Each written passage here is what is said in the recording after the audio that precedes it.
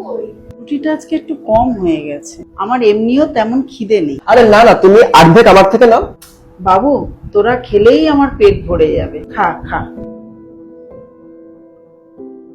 জানো তো, ছোট থেকে আমরা যেহেতু বড় হয়েছি, মা আমাদের জন্য প্রচুর স্যাক্রিফাইস করেছে। ছোটবেলা আমি একদম খেতে চাইতাম না, আমার পেছনে লিটারালি দৌড়ে দৌড়ে খাওয়াতো আমায়। এই দেখো এরোপ্লেন, হা করো হা করো। আমার জ্বর হলে টেনশনে সারা রাত জেগে বসে থাকতো।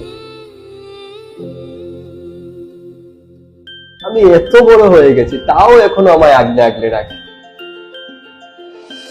সেটা আমি জানি, বিয়ে করে আসার পর থেকে দেখছি মামাস বয়। বাই দ্য ওয়ে, আজকে মাদার্স ডে। আমি ভুলেই গেছি। তাহলে চলো একসাথে গিয়ে উইশ করি, আর আজকে আমি নিজে হাতে মাকে রুটি বানিয়ে খাওয়াবো।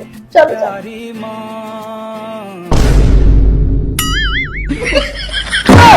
সারা বছর জিদের মতো খেতে খেতে মরি, এক পয়সা মাইনা পাই না, একদিন মাদার্স ডে পালন করেই এরা শেষ।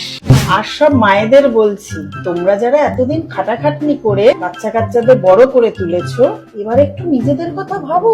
সবার জন্য তো অনেক করলে, কোনো একটা নির্দিষ্ট দিন কখনোই মাদার্স ডে হতে পারে না, প্রত্যেক দিনই মাদার্স ডে। তাই সবাইকে জানাই হ্যাপি মাদার্স ডে।